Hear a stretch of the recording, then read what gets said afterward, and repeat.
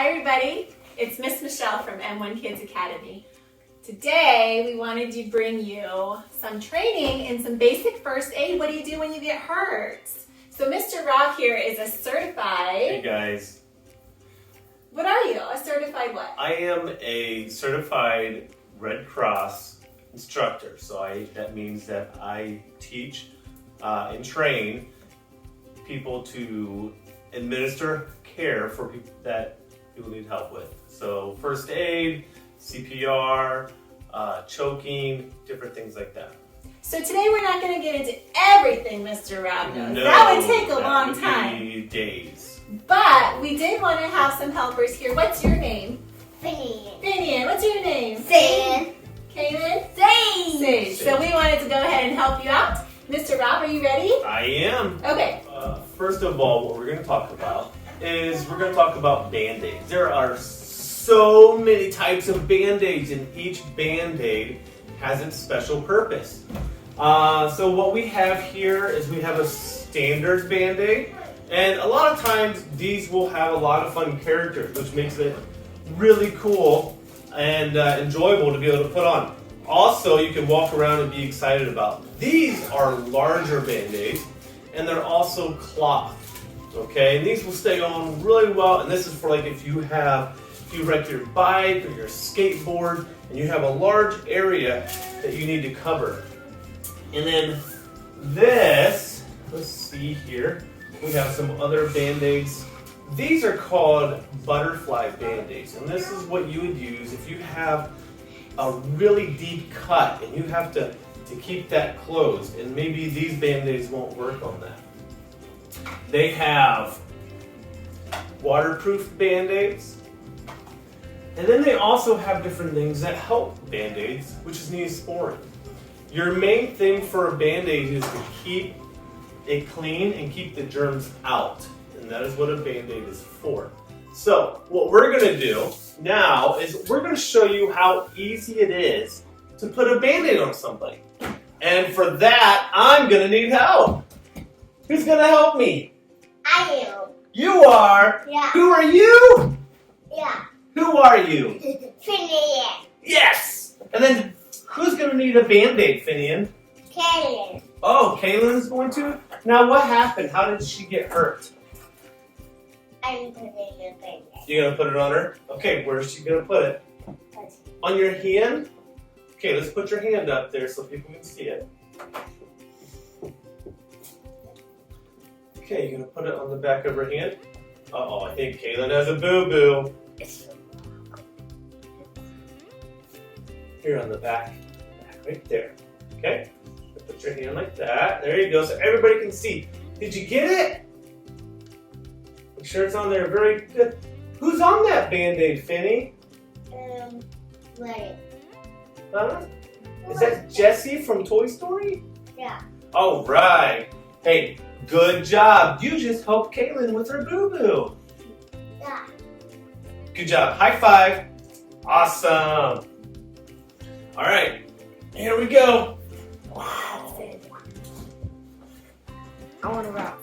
All right, so that's Band-Aids. Again, Band-Aids are really simple. Their main thing is they want, the object of a Band-Aid is to keep germs out. There are times that once it starts to heal, you want to let that cut or that scrape to air out so it makes a good scab, and then your body can heal itself.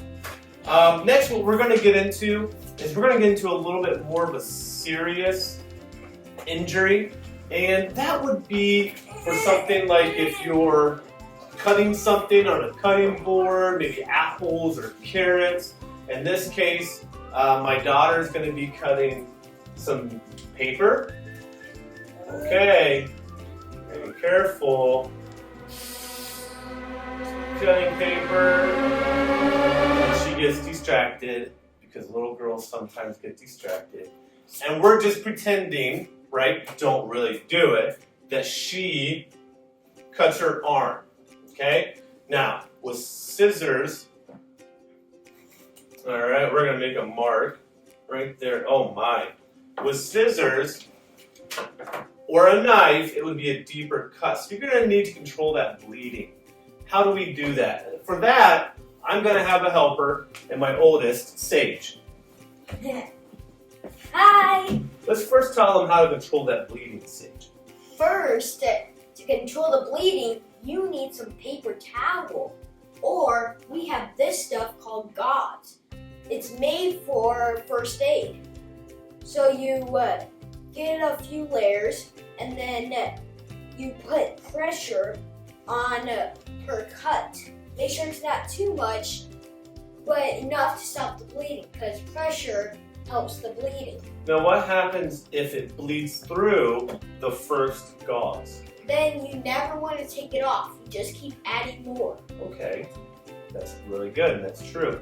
You never want to expose that cut until the bleeding has stopped. Okay? Alright, so now the bleeding is under control. What are we going to do next, Sage? What's our next step? We have this stuff.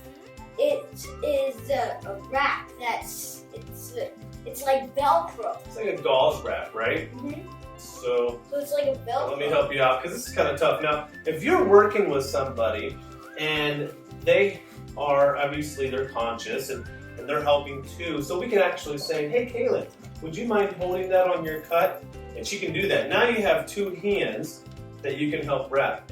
When you're wrapping a cut, you always want to start from below the cut area, okay? And then you want to wrap up towards your heart, because the whole thing is you want to keep all the blood going to your heart. And when you wrap below to wrap to, you keep the blood up past the cut. Also, as you're wrapping, you don't want to wrap too tight. That's not too tight, is it? No. Every time you wrap the gauze around, it's gonna tighten around that person's hands. So you don't want to go too tight. The end goal is to keep that pressure on the wound. And with that is when you tie, you want to make sure that knot is tied over top of the cut. So when you're finished with your gauze, you put out a little bit extra and you double it up on one side. Just like that. And you wrap the tail around the other side. Bunch it up and you tie it. Okay? One of the good questions to ask, Sage, do you remember the good question to ask after the gauze is on? Is it too tight? Nope. And what about their fingers? What's important about that? Did your fingers have tingles in them? Nope.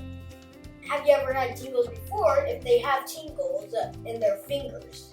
No. That's true. So if they have maybe cut their finger and they hit a nerve previously and they say, yeah, my finger's numb all the time, and you say, oh, well, okay. But if it's not, and if they do have a tingle on there, what you need to do is just loosen that up a little bit. All right, awesome job, you guys. High five. High five. I think you just saved your sister's arm. Good job. The third thing that we're going to talk about, and I think that everybody can benefit some of these little tips, is nosebleeds. And when we have a nosebleed, that can be caused from a couple different reasons. One could be dry weather, which right now is in the winter, and the furnace is running a lot. And a lot of times that can just dry out somebody's nose. Another reason is if you get hit in the nose, playing sports, or just wrestling around. And if you're like my kids, they like to wrestle. And my oldest, Sage, we're gonna have him come in here. Come on, bud. So he likes soccer. He's an amazing soccer player. He gets hit in the face a lot because his main position is goalie.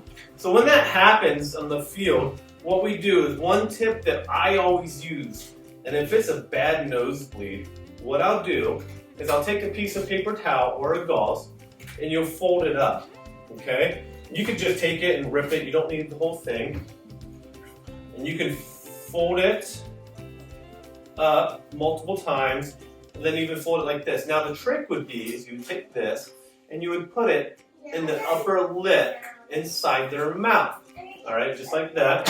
So he doesn't like it, it's not very comfortable, But what it does is it cuts off the blood vessels to the nose from the mouth. And so it stops that flow. It works really fast, right? And you sometimes it looks silly. You can go ahead and take it out. Another way to stop a nosebleed is if you get a cold ice pack, okay, and you put it on the back of their neck, and that also helps as well. One thing you never want to do if you have a nosebleed is you never want to tilt your head back. Sage, when you tilt your head back, where does the airway go in the blood? It goes down to your throat. It would go down to your throat and down into your lungs. And what that could do is you could actually choke on that. And so what you want to do, if you don't have anything, simply you just want to tilt your head forward and pinch your nose. Okay? And what that does is that keeps your airway clear so you can have time to dry your nose out. All right? I think that's about it. And I'm excited to share more information with you guys and for some future videos. Hey, Mr. Rob, thanks for joining us today. You're welcome. I'm excited. I was excited to show everybody some little tips and little techniques on what to do just with everyday cuts and bruises. And anybody can do those Band-Aids. Anybody. Little guys up to, Yep. you're pretty old guys. Yeah. So listen, don't be ashamed to have a Band-Aid on. Band-Aids are meant to help your cut heal faster. That way you can get going and be healthy again. Now, if there is more of a serious situation, remember, you can always call 911, okay? They're not gonna be upset if it's a serious situation that you caught, I promise you. But don't call just to call. Don't call just to call. Only if you need extra help. Only if it's a big situation. And if you guys have other questions or concerns or comments or want to learn more, or you're interested in learning more different scenarios or situations, feel free to reach out. We'd love to help out. Yeah, most definitely. Okay, thank you. All right, Have a great see ya. weekend.